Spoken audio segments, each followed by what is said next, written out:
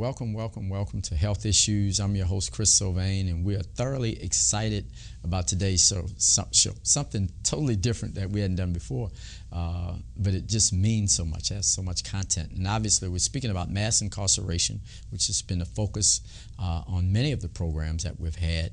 And an interesting way to look at it, we actually have students. We have a student group, and this is at Loyola University, students Against Hyper-Incarceration. Welcome.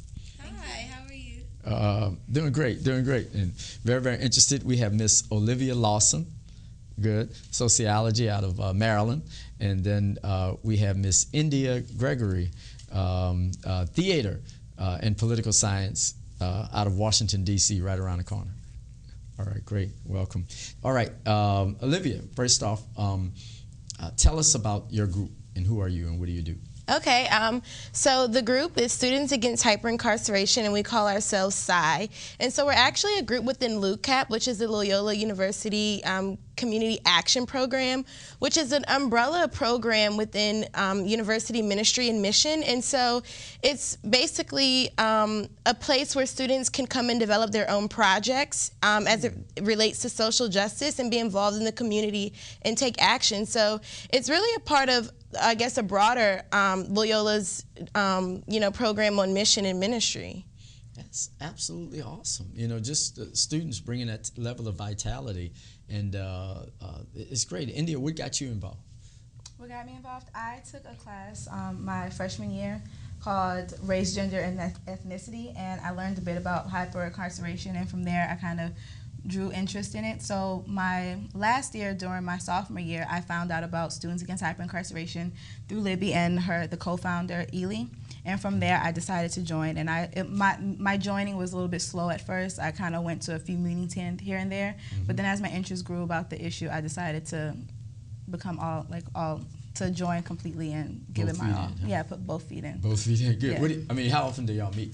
We meet once a week on Fridays. Really? Yes, really? And recently we've been partnering up with other organizations, so that has been requiring us to meet a little bit more often. So we meet on the weekends. Well, we have before to have a training session.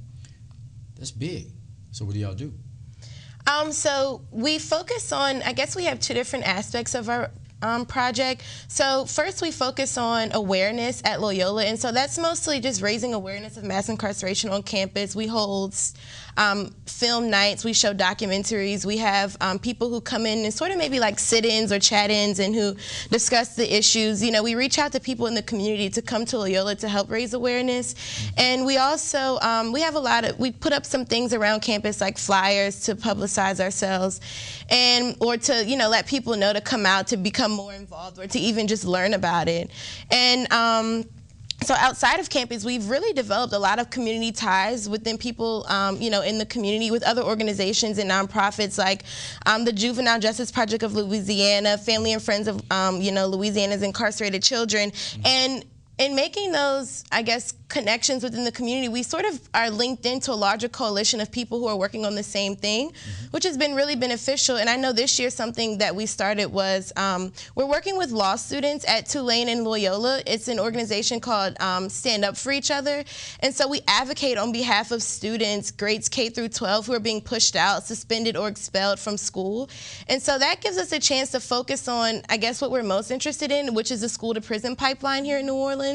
And so we've really been latched onto that this semester, so it's been exciting for us. And as we've been working with Sufio, we've been doing things such as intake, which is we go online to Google, we check the phone system 2 times a day to see if anyone has called the program to tell us that their student has been expelled or suspended from a school, and then from there we take those cases and we pass it on to Sufio, the actual lawyers in the program, and then they go and they advocate for students. So we really are trying to extend our outreach.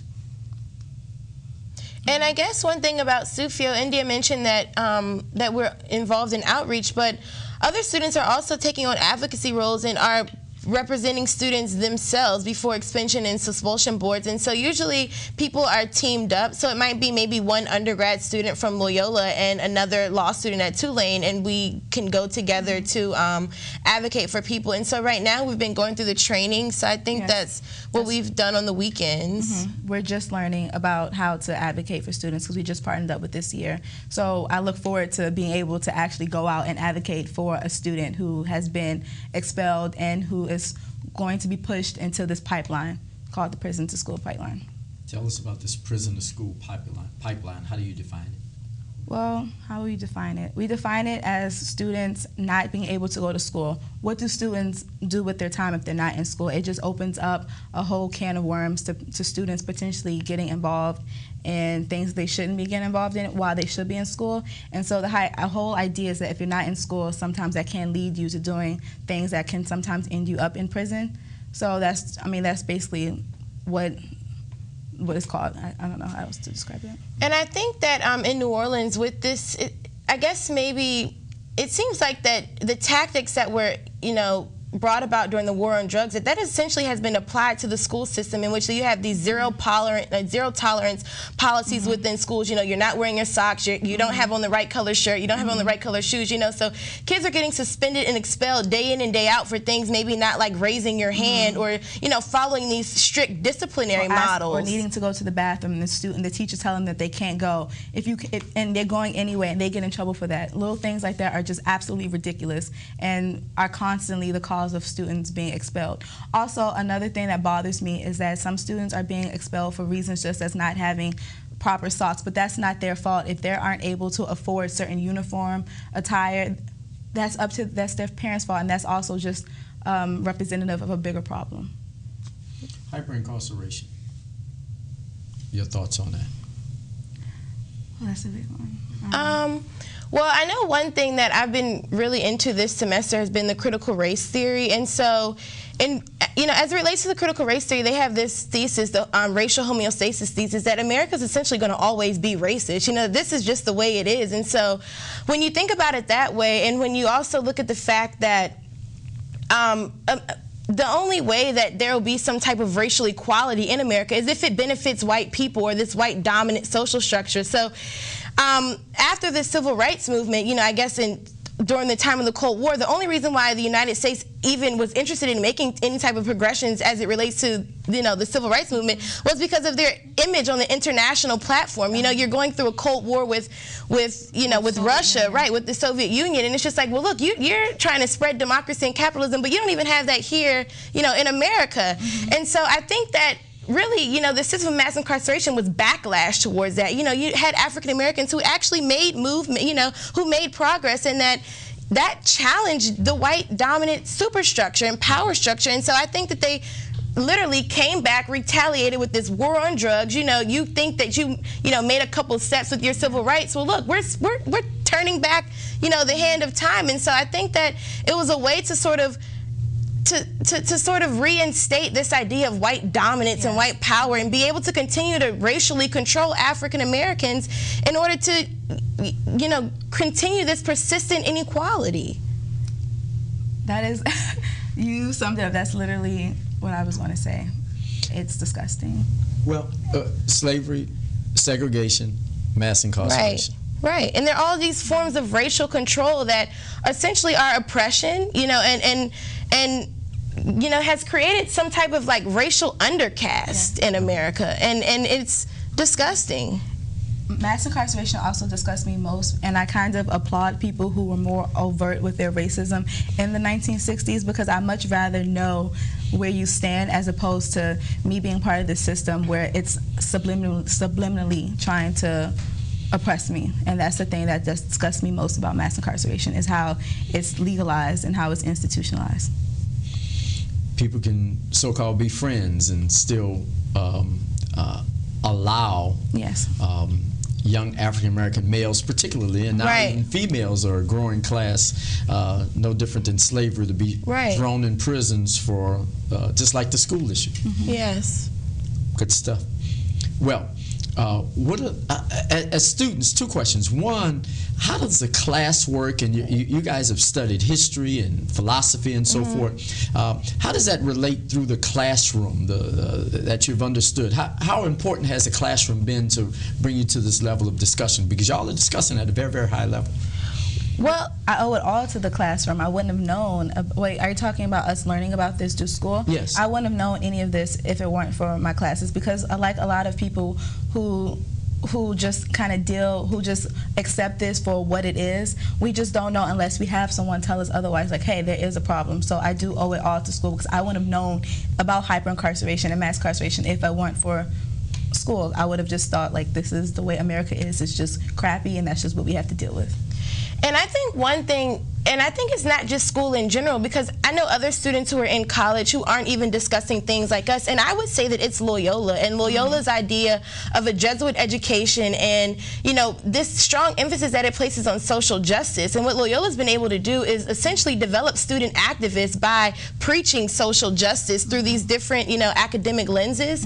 And I think that's also cool about Loyola. It takes an interdisciplinary approach to education. So in one class you might be getting the data, in a sociology class, but in a philosophy class, you're really thinking about the way that the system works, and affects people. Yeah, and how it affects people. And I think that the emphasis that Loyola places on social justice and taking action, I know last week we had like Jesuit Week, which is our Spirit Week, and so Loyola had a flyer, and it was basically saying, how strong faith is related to strong action. And I think that that's, one thing that we can say about Psi is that in it being part of, university ministry and LUCAP, is that we're driven by something else, rather than it just being the social problems. That in a sense that this is sort of a calling that people need to rise up and draw other people out of the shadows to, let them know what's going on. And I think that that's what Loyola teaches you. Yes. So where are we going with it? Where are we going? What do you see as a goal, objectives to reach this? Wow. Well, right now, as a goal, I think for me personally is that I would like to get more involved in Sufio, stand up for each other, and go out and help represent students who are a part of this prison to pipeline issue. Right now, that's my short-term goal. And then long-term goal, as far as the program, I'm not sure where that's going to head right now. I know I'm taking it steps by steps in this program. Good. So I think one thing cool about Psi is that this is really just a place or a way to organize students. And so once students are organized, they can develop their own advocacy and action plans. So we all may have the same common goal, but different students, everyone's a leader, so you can maybe approach the end goal in your own particular way. So it's something that's very self-driven. So for me, I graduate this year, and so I see it continuing as the way that it does now, building these community networks, being linked in with the community in order to be a part of a larger coalition of people who are working on the same thing, but also just organizing more students and organizing people to make a change and make a difference. So I think that, since students have a sense of independence in the program, that it'll actually go far, and that people will want to share this, wherever they go. If they go to another university or, go to grad school or anything, that this will be something that they can start to also organize more people to build a larger coalition. Is that a part of you guys' meetings to make sure that it gets deep in people's, we have not personal just convictions. Intellectual idea, but their soul, so to speak? Well, I think people who are in it, it's in their soul. Yeah, no one's pressuring us to be a part of this organization. Libby kind of talked about a bit how we all are leaders. For example, I thought of a different way to get outreach out into the community, and I was like, hey, there's another program on campus that works with students who tries to teach them about financial literacy. And I was like, well, they work directly with students. Maybe I should give these stand up for each other cards, and that way they can pass it out to the students, because those students are the ones who are directly affected by that. I didn't need to speak to Olivia about it, who is the formal leader of the program. Since I have a personal conviction about this issue, I took it was up to myself to go out and do this. And I think that everyone in the program has these personal convictions, which is why I think that it will continue on next year, even when the board graduates, because they are seniors. Agree? Yeah, I totally agree. So I think that one thing that we focus on at school, and Loyola in particular, which I hope will continue, is just raising this awareness. And it seems like when most people hear about it or are aware that it's going on, anybody I think who really cares about justice and who cares about social justice, you can't turn a blind eye to this. You know, it's like, this is real, it's happening. And so I think that if we continue to do the things that we've been doing on campus, showing films, you know, hosting these chats, putting together panels and boards to share, I think that it's something that will you know, draw students in. Well, I am excited. We're going to take a break right now. Just going to be a couple of minutes, and India and Olivia, absolutely awesome. We're excited about what you're doing. Hey, this is Health Issues, and stay tuned. We're going to come back in a minute.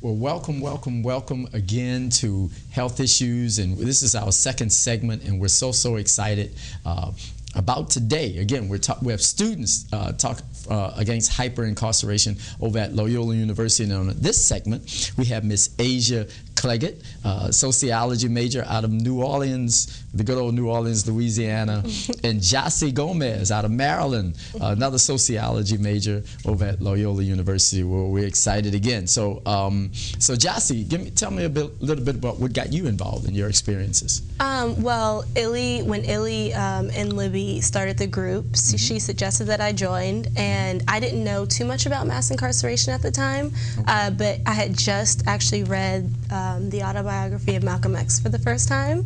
So I was like really interested in any type of outreach program directed towards African American people. So I joined the group, and I you know, read articles here and there on mass incarceration just to like familiarize myself with the issue. And I just recently read The New Jim Crow, like did a very close reading with it for one of my classes, and that like sparked my interest totally. So that's how I got involved in the organization. What class was it? It was a social problems class. It was a sociology course that I took, that I'm taking currently. And we actually just finished the book like last week. And you read The New Jim Crow as a textbook? It was one of our supplement reading books. Supplemental reading to that class. Oh, wow. Asia, and your thoughts? I come from a family of lawyers and civil rights activists, so it was always a really big priority to me. But a television show on Netflix called Orange is the New Black came out, and it opened up this big box of issues that I had never even taken into account.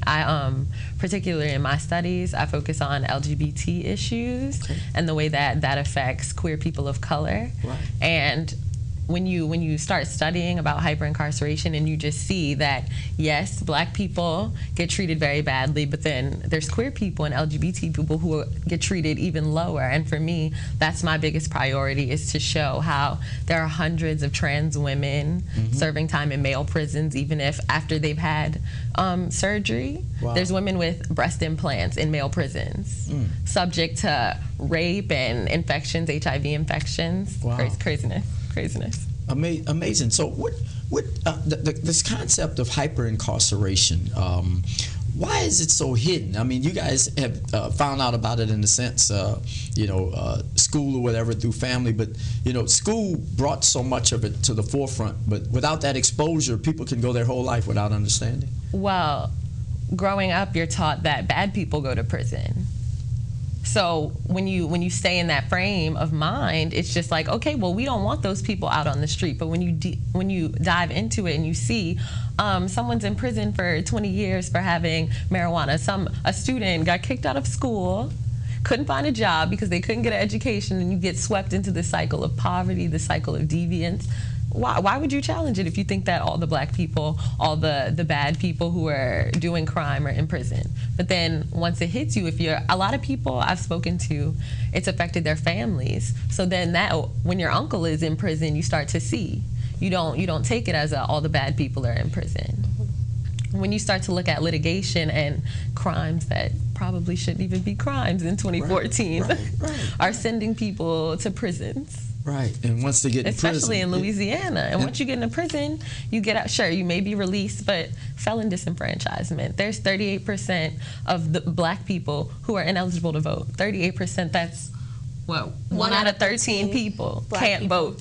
Mm-hmm. Our ancestors fought so hard to get us the right to vote, and now 1 out of 13 people can't vote. Interesting, the historical perspective. Your thoughts too? Yeah, I think it has a lot to do with our perception and our ideology and how we look at our prison system and the criminal justice system.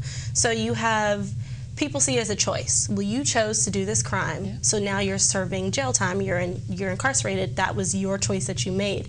People aren't looking at it through the lens of every step that person goes through once they get arrested. And also our media portrayal. I mean, you have so many criminal law shows that are on TV, Law and Order, the other one, SC something, whatever the other one is. All these shows that are, showing the heroic lawyer and prosecutor taking down the big-time drug dealer, and it's never the big-time drug dealer. It's the small people. It's the small. Yeah, who have small offenses, and people don't realize that. And when I was reading the new Jim Crow, and I was reading about the war on drugs, which happened, the war on drugs was officially started by Reagan in 1982, and at that point, the crack epidemic didn't happen until a few years later, and it's like for example, I have an uncle who was in prison for drug offense for most of my childhood, and I did not start to get to know my uncle until I was about 15 years old. So I'm reading this book and I'm seeing literally how this has affected my own family, and it's shocking that people don't realize it. But once again, it's our perception. It's people think it's a choice. People don't think it's racially based. They don't see that you're set up to fail. Yes. That's what's so big about the school to prison pipeline, because you grow up and you're taught that you need an education to succeed. Nowadays, we're college educated, but I'm sure all of us are going to grad school because it's hard enough. You can't get a good job with a BA nowadays.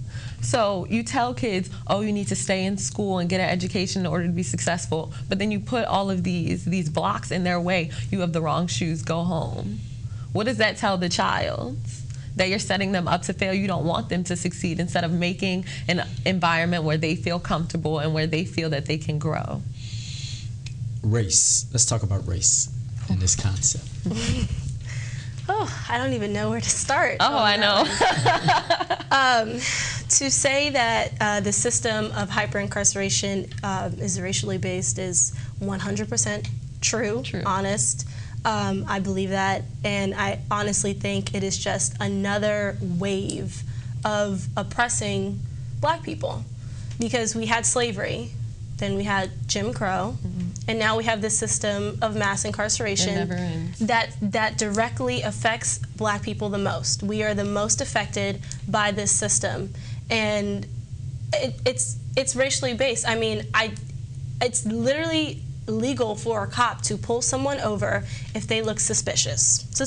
And let's talk about the word suspicious. So from the beginning of black people being in this country, black people, especially black men, have been seen as dangerous, criminal, lazy, basically everything that is negative. And that's just, even black people are subjected to that imagery. You can be a black person and still look at a black man and still those things. Yeah. Everybody internalizes it because it's a society that we live in. So when you say suspicious, that is equating a black or brown person. So regardless if it's meant to be racial or not, it is inherently racial, because it is actually legal for a cop to pull someone over because they look suspicious, which always normally equates to being black. I think this is such a hotbed topic because we're supposed to live in a post-racial society, and you're not supposed to see race. But we can't solve a racialized problem without seeing race first. And Libby was talking about critical race theory. That's something really big in our organization. Derek Bell, he talks about interest convergent theory, and that no racial progress will be made unless it benefits white people. And I can't remember the documentary, but I was watching it in a class at Loyola, and it examined how hyper-incarceration is starting to affect white people. And I'm just in class so now we have documentaries on hyper-incarceration because low-income whites, which probably have actually not even probably, have more in common with low-income blacks than they do wealthy whites, but they will consistently vote against their own self-interest because of white supremacy. Now we have documentaries. Now hyper-incarceration is coming to light because white people are starting to feel the effects. But what do you think about that? Approaching the subject from a non-racial standpoint almost guts the heart out of the subject. You gut the heart out of the subject. Yeah. You can't walk into everything about hyper-incarceration is racialized. I hate to say that everything about America is racialized, but that's the fact of the matter. And to walk in and be like, oh, I can't. All these black people are in prison, all these Latinos are in prison, all these queer people are in prison, but I don't want to see that. We can't even have a discussion if you don't want to. If I can't get you to understand that the basis for hyper-incarceration is race, then we can't even talk. And that's hard because it's so buried and inherent in the system, and especially now, especially I feel our generation wants this colorblindness whole ideal to be real, and it's a nice little because our president is ideal. black. Yeah, it's a nice ideal. You know, oh, we don't see race, everyone is equal, but it actually is a detriment to the fight, essentially, because if you're not acknowledging the historical setbacks and differences that we as African Americans have been subject to, then we're never going to be able to make progress. True. So, what does progress look like? In terms of the system of mass incarceration, I don't want to say total. First of all, the war on drugs has to end, because that's a hard one because there's a lot of money in that. You know, it employs a lot of people. There's just that's like $1 billion business, but that has to be totally wiped out. And changing our prison system to not crime and punishment, but more of like a rehabilitation. Yes, for women specifically, in the early 90s, it went from women in prison being like girls who were led astray, who can be rehabilitated, who just need time away from their families to get their mind right so they can go back and marry. Now, the early 90s marks a period where women in prison went from the wayward little girls to monsters to criminals. And that wholeheartedly affects black women. So that's something that's really important to us as black women ourselves. When you can see a period, when you can point it out in a book where the way things were changed over to something else, then to me that says a lot. Men. There are very few black men at Loyola. I'm just making that assumption. You're right. It might be, I think it's the lowest retention rate, actually. There were 30 black males in the freshman class this year. I gotta go. We'll take this up later. Health issues, fight as hard as you can. Totally unbelievable, but totally possible. Hey, the sky's the limit. Thank you.